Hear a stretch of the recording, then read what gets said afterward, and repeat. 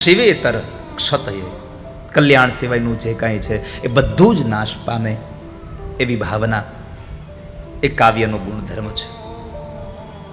સદ્યઃ પર નિર્વૃત્તયે, સદ્યઃ પર નિર્વૃત્તયે, આનો અર્થ છે તત્કાળ જે આનંદની પ્રાપ્તિ થઈ જાય એવું કોઈ સાધન હોય તો કાવ્ય છે.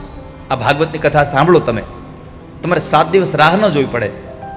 જેવા કથામાં બેઠા અને કથામાંથી નીકળો એટલે ચહેરા ઉપર સ્માઇલ આવી જાય, મોઢું એકદમ તમારું પ્રસન્ન થઈ જાય. કાવ્ય તમને આનંદ આપી દે છે. છઠ્ઠો ગુણ પ્રયોજન છે કાંતા સંમિતતયા ઉપદેશ યુજે. કાંતાનો એક અર્થ છે પત્ની. કાંતા સંસ્કૃતમાં એને પત્ની કહેવાય, પણ પત્ની કેવી તો કહે છે પોતાના પતિને પ્રિય હોય એવી.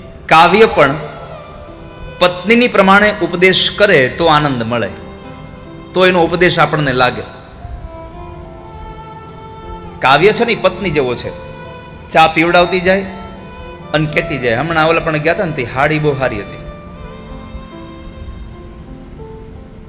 એ ચાના એક કપમાં સાડીનું બેહતું કરી દે, એને પત્ની કહેવાય.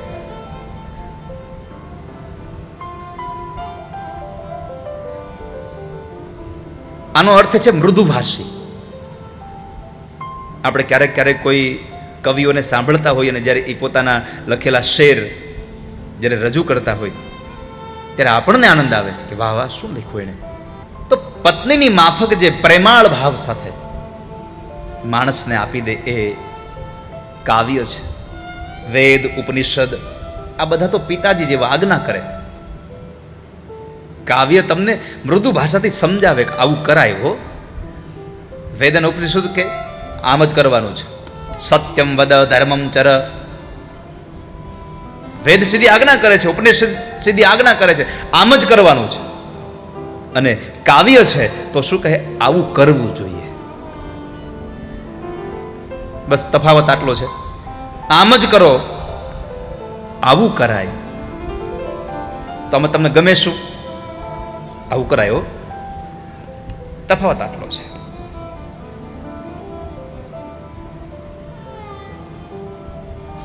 વેદ આજ્ઞા કરે છે સ્વાધ્યાયમાં પ્રમાદ ન કરશો. પુરાણ એમ કહે છે આપણે ભણવું જોઈએ, આપણે અભ્યાસ કરવો જોઈએ, આપણું સ્વાધ્યાય હોવું જોઈએ. સ્વાધ્યાય હોવું જોઈએ ને સ્વાધ્યાય કરો.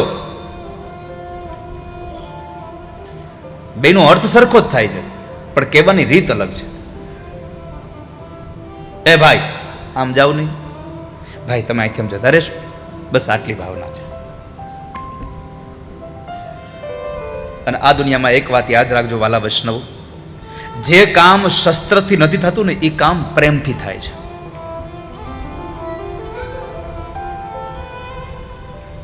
પાર્કિંગમાં ઉભા રહી અને લાકડી અને સિસોટી લઈને ઉભા રહ્યો અને આમ લાકડી બતાવો તો અમુક અમુક તમારી લાકડીથી બીવે ને એટલે ગમે ત્યાં એને જ્યાં પાર્ક કરવી ત્યાં જ કરી દે. તમે ના પાડવા જાવ તો તમારી સામું જોવે નહીં, ત્યાં જ પાર્ક કરી દે. પણ તમારા હાથમાં કશું જ ન હોય, ખાલી 2 હાથ જોડીને ભાવો તમે કહો અહીં કરી દેશો, તો તમારી લાકડી જે કામ ન કરે એ તમારા 2 હાથની આ પ્રણામની ભાવના કામ કરી જાય છે. વાલા ભક્તો, શસ્ત્ર ન કરી શકે એ પ્રેમ કરી શકે છે. એ કાવ્ય છે. પત્નીની જેમ મીઠી વાતો કરે. તમે જુઓ ભાગવતની અંદર કોઈ વાતને બતાવી હોય ને તો એટલી મોટી કથાઓ મૂકે ત્યાં આગળ.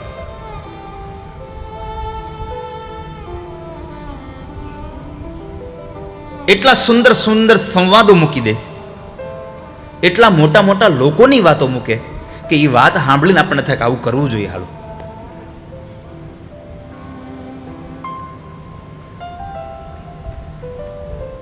તો સુત નામના મહાપુરાણીએ 88,000 શોનકાદિક ઋષિ મુનિઓને કહ્યું કે મને અનન્ય શિષ્ય માની એકાંતની અંદર વિચારીને મને જે જ્ઞાન આપ્યું છે એ જ્ઞાન હવે હું તમને કહેવા જઈ રહ્યો છું. તમે સાવધાન થઈને સાંભળો.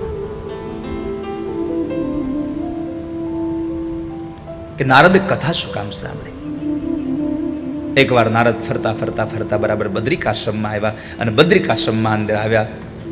સનત કુમારો સામે મળે છે અને સનત કુમારો મળ્યા તો નારદને પ્રશ્ન કર્યો,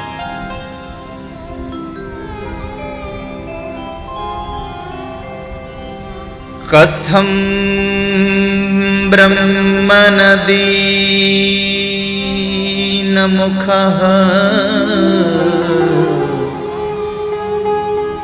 કુતશ્ચિંતાતુરો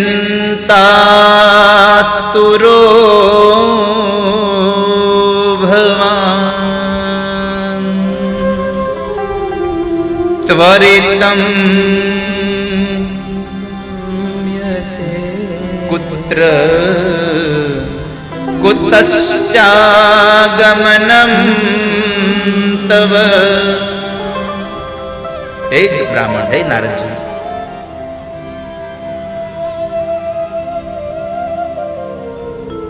કથમ બ્રહ્મન દીન મુખ, તમારો ચહેરો ગરીબ દેખાય છે આજે.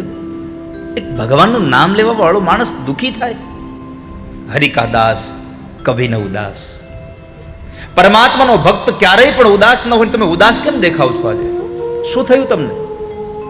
ક્યાંથી આવો છો? ક્યાં જાઓ છો? તમને થયું છે શું?